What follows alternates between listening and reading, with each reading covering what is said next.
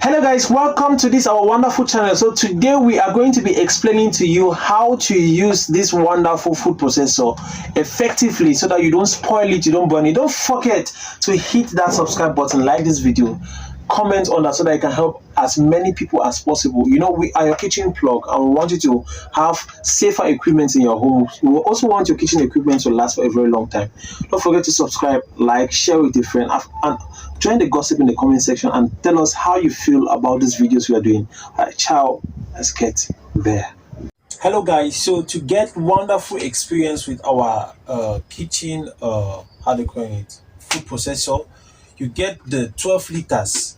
Now why I'm telling you to get the 12 liters is because the power of the 12 liters is much. Like you see, this is 4-5 watts. 4-5 watts, meaning with the 4-5 watts it can blend anything. Like this is good for if you want to really do your cocoa yams, if you want to actually pound your cocoa yams or your yams in large scale, is good. You want to do your beans for your cocky beans, that is soaked beans for cocky beans, or you want to do soaked beans for moi moi or mai mai, yeah, you get this one. It will save you a lot. As you can see, the 12 liters now, this is how it comes, this is how big it is.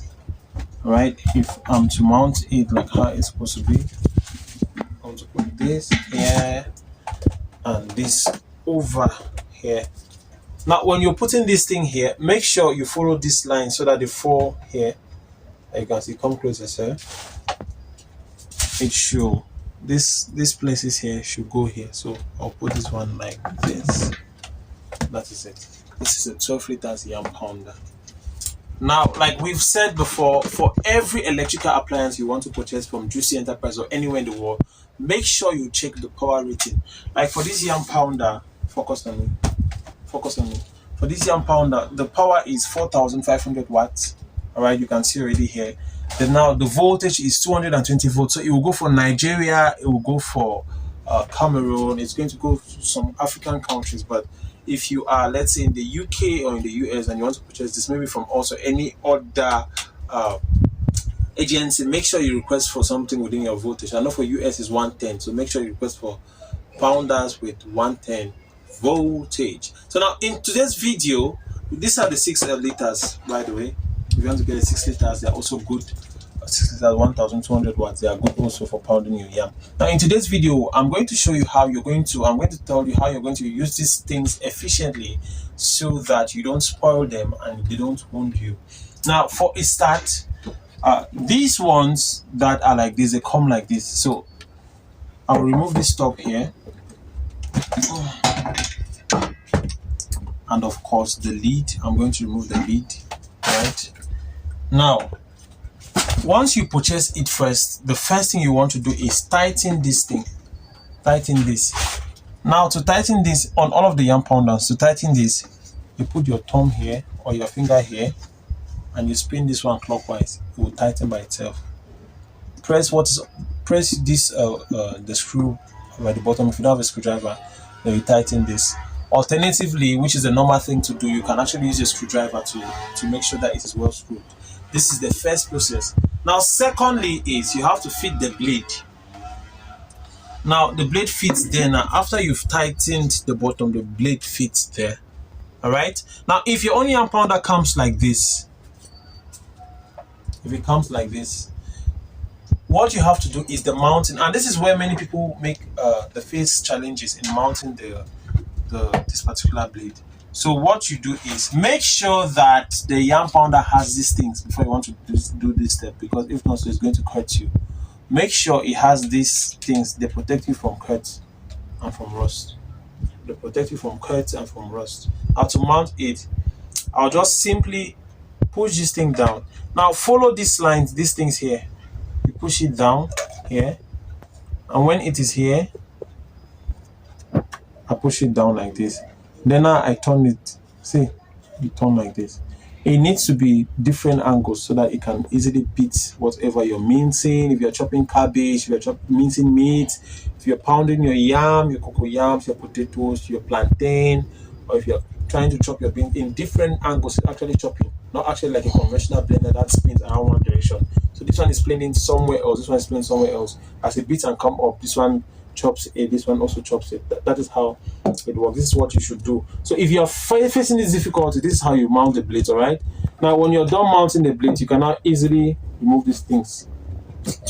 All right, when you're done, when you want to wash, that's why this part is important. So if yours didn't come with this, it's okay, that's how it came. And now you can turn it back now and simply what, eject, and you can wash and dry, then put these things back on. So these are the safeties for the blade so that they don't wound you. So remember, those things are meant for you, not to prevent you from getting wounded. So make sure it's like this before you use it. Now when you're done with this, you place it inside here. You remove these stuffs, of course, you remove them, these things here, and you place this one on it. Okay,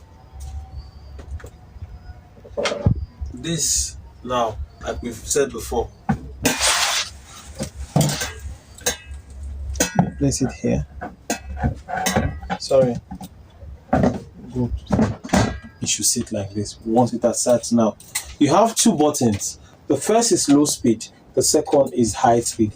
You don't just start with the second button to pound whatever you want to do. You start with the first to chop to smaller, finer pieces before you use this one to chop to the finest pieces. That is what you do. You don't just go straight to the second one. It will make the machine to overheat, and when it gets hot, it actually pauses to work. Then you can see that for some time you have to allow it to cool off before you use it. So once you're using it, you on, stop, press, stop, press, stop. I'll show you here. You press and stop, press and stop, press and stop. Now if you want to do pounded yams, or let's say if you want to do cocoa yams, sometimes the heat of these yams or the cocoa yams will make this stuff to overheat. So make sure that it is not too hot, but it is hot. All right, because when it's cold, you have to put a lot of water into whatever you're pounding with this. So now, as you can see, the two sizes available. Although there are three sizes, but today we have those two sizes available. We have the 6 liters, we have the 12 liters. Then also there's also the 10 liters. So if you want to get anyone, just let us know. But we don't want you to keep on burning your precious machines, because if you've gotten this, you've gotten a wonderful tool for your cabbage. If you want to chop cabbage, you don't need to waste time with a knife. If you want to chop your okra, you don't need to waste time. And if you want to do smoothies, it is wonderful for smoothies. If you want to do your banana smoothies, your how's it called, pineapple smoothies, or whatever smoothies you want to do, is wonderful for smoothies. It blends smooth. If you want to do children food, it's good for it. So make sure you are taking these steps. And sometimes they don't come with a manual. That's why we're doing these videos. Or sometimes you don't have the time to read those manuals or to understand what the manuals are talking about. But we have just summarized everything in this video to make sure that we give you the best content so that your machine can last long. Don't forget to hit that subscribe button, and God bless you. Stop.